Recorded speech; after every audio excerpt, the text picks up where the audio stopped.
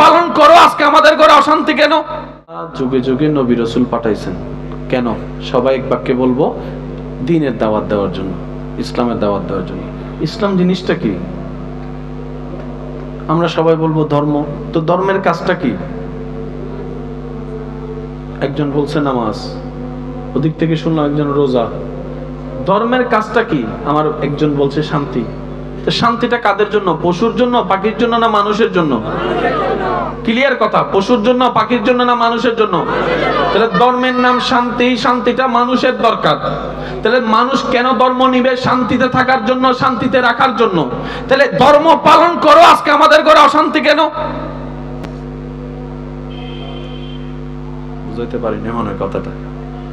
ধর্ম পালন করেও আজকে আমাদের দেশে তো অশান্তি কেন? ডাইনে অশান্তি, বামে অশান্তি, সব জায়গায় অশান্তি। আমরা ধর্মটাকে লালন করার মতো পারফেক্টলি করতে জানি নাই। ধর্ম আছে সবার ব্রেনে ব্রেনে, দিলে দিলে রাখতে জানি নাই। একটু জোরে বলেন না। ধর্মের কাজটা বুঝতে পারলে আমাদের জন্য জীবন সহজ হবে। একবার বলেন আলহামদুলিল্লাহ। আমি সবার মুখের আওয়াজ শুনতে চাই, একবার জোরে বলেন আলহামদুলিল্লাহ। এবার বলেন সুবহানাল্লাহ। এবার একটু মনোযোগ দিয়ে শুনুন। ধর্মের কাজ হচ্ছে অশান্ত মানুষকে শান্তি করা। ধর্মের কাজ হচ্ছে অভদ্রকে ভদ্র বানানো। ধর্মের কাজ হচ্ছে নেশাখোরকে নেশা মুক্ত করা। ধর্মের কাজ হচ্ছে বেয়াদবকে আদবওয়ালা বানানো। ধর্মের কাজ হচ্ছে অন্ধকারকে আলো দেখানো।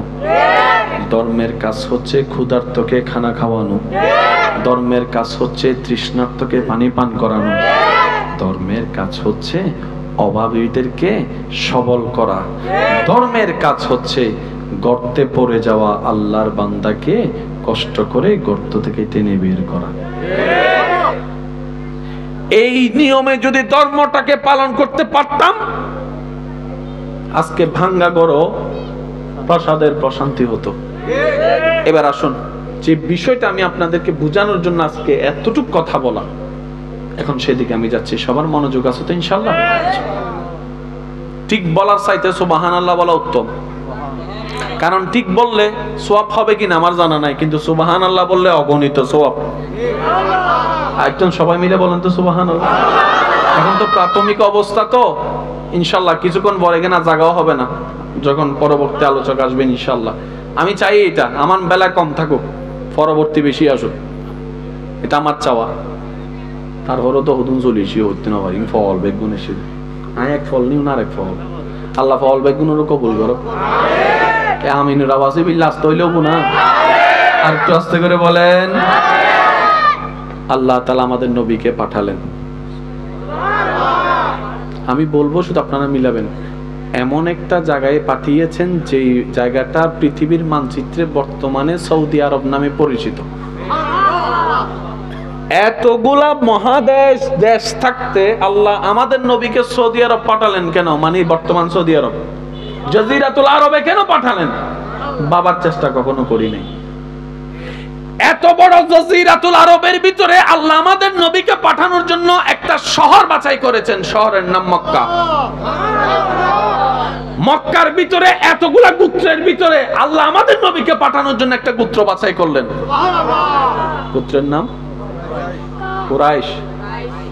গোত্রের নাম কুরাইশের ভিতরে এতগুলা পরিবার আল্লাহ আমাদের নবীকে পাঠানোর জন্য বাছাই করলেন। হাশিম।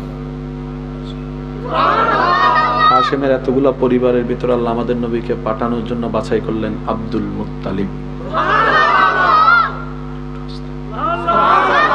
আব্দুল মুত্তালিবের ভিতরে আল্লাহ আমাদের নবীকে পাঠানোর জন্য বাছাই করলেন আব্দুল্লাহ। কখনো একটু ভাবছেন কিরে এমন হলো কেন? আজকে একটা কথা মনে রাখবেন, আল্লাহ তাআলার প্রত্যেকটা কাজে নিপুণ নিখুঁত হিকমত আছে। এই এলাকায় অনেক বর্তমানে